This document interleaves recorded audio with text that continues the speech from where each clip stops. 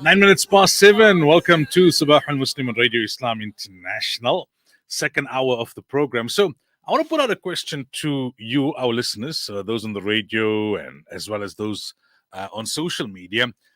Do you think that when we become accustomed to something, that we automatically become allergic to change?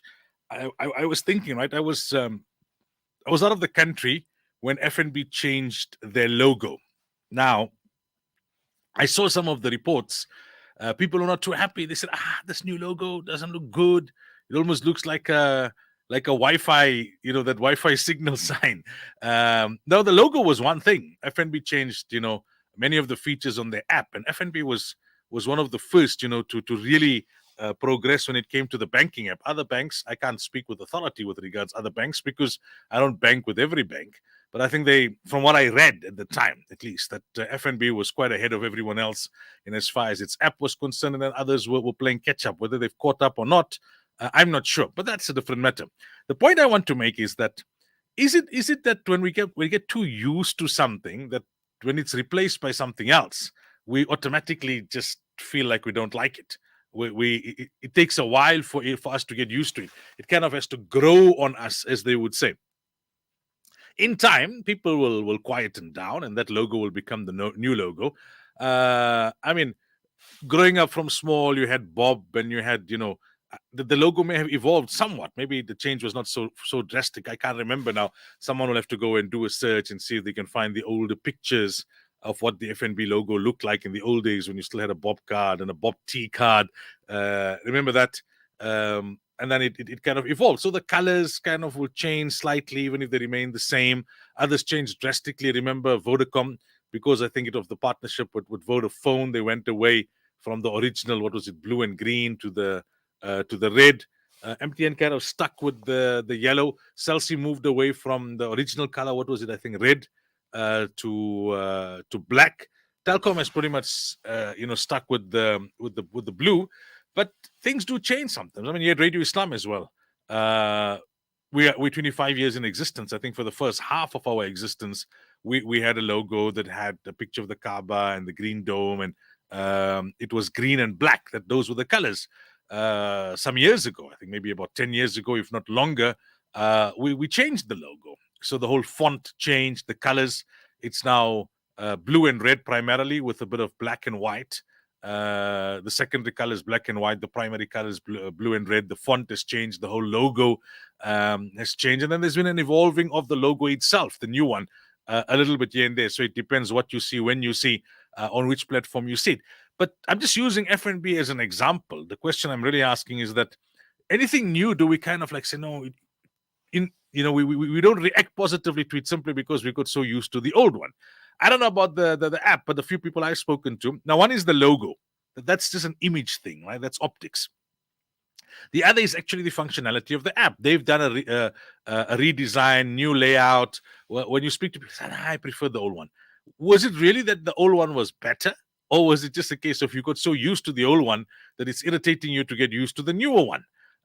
Do we need to have more of a positive mindset towards change, towards newer things? That's what I'm asking, and you can WhatsApp us on 072-786-1548.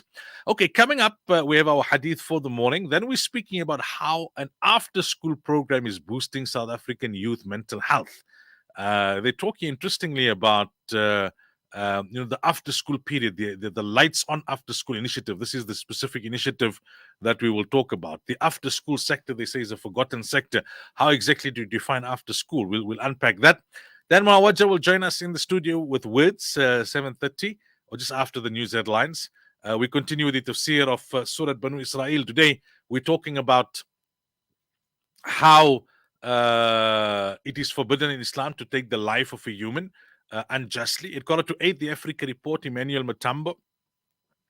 Then just after 8, we're talking about whether you can cut off electricity to tenants who owe you money. We talk more about poverty eradication. How exactly do you define poverty? That's what we will just be discussing today. And towards the end of the program, we speak to Mavusim Simang, an ANC veteran who's come out with stinging criticism against President Ramaphosa and he says the bar is very low in the party presidency battle. So we'll talk to him towards the end of the program. That's what you can look forward to this hour and the next, the second and third hour of Sabahul Muslim. Do give us your thoughts. I mean, are we averse to change simply because of being accustomed to the old, that we become a little apprehensive and allergic to the new? FNB is just something that I'm using as an example. Let us know. It's now 7:15. Hadith Discussions on Sabahul Muslim with Maulana Sulaimaan Ravat.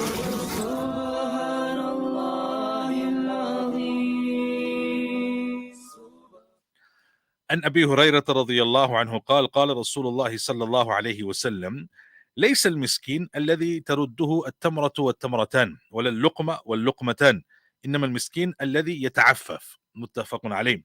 وفي رواية في الصحيحين: ليس المسكين الذي يطوف على الناس ترده اللقمة واللقمتان والتمرة والتمرتان، ولكن المسكين الذي لا يجد غنى يغنيه ولا يفتن به فيتصدق عليه ولا يقوم فيسأل الناس. Abu Hurairah radiallahu anhu narrates that the Messenger of Allah sallallahu alayhi wasallam said, a poor person is not one who can be turned away by one or two dates or one or two morsels. Rather, a poor person is one who abstains from begging. This narration is in Bukhari and Muslim. In another narration of Bukhari and Muslim, it is mentioned, a poor person is not one who goes to the people begging and who can be turned away by a morsel or two of food or a date or two. Rather, a poor person is one who does not have sufficient wealth for himself, whose poverty is not known, whereby charity could be given to him, nor does he go around begging from people. So these are the truly poor people. They don't have, but they maintain their dignity. They find it very difficult to stretch their hands to people. The general beggars that you will find is not to say that they don't have a need, but many times their need is not as bad as some other people because they're begging all the time. So they are receiving. Some of these beggars, they receive so much that they may no longer be zakatable as well. So they make a big outward display of their poverty, which is against the spirit of Islam. Yes, if you're at absolute necessity, you can ask people. And Islam tells us, to treat the beggars kindly and don't treat them harshly. If you want to give them, give them. You don't want to give them, say a kind word to them. So that's our treatment towards beggars. But in terms of the poor people themselves, it's not the ones who actually come around begging that are many times the most poor. There are people who won't beg, but who have even more of a need. But because of their sense of dignity, they find it very difficult to beg. And here, Nabi Sallallahu Alaihi Wasallam is alerting us to this because Nabi Sallallahu Alaihi Wasallam is saying that Muslims should go out and search for such truly deserving people and needy people. And like this, you would always hear people, imams and other community leaders will tell you, we were shocked. We didn't realize that, so and so was in so much of difficulty. But because they didn't ask, we didn't know. And somehow or the other, we got to know. And when we assisted them, then only did we realize the extent of their difficulty. So this also talks to us about the closeness that they have with Allah. And that speaks to the chapter heading, that they just rely on Allah Ta'ala. They find it very difficult to come out and to stretch their hands before people. And then Allah guides people towards them to help them eventually. We should try and make ourselves from amongst those fortunate people who will go out and seek those who are truly in need, who don't display their poverty and who don't stretch their hands to others. 7:18.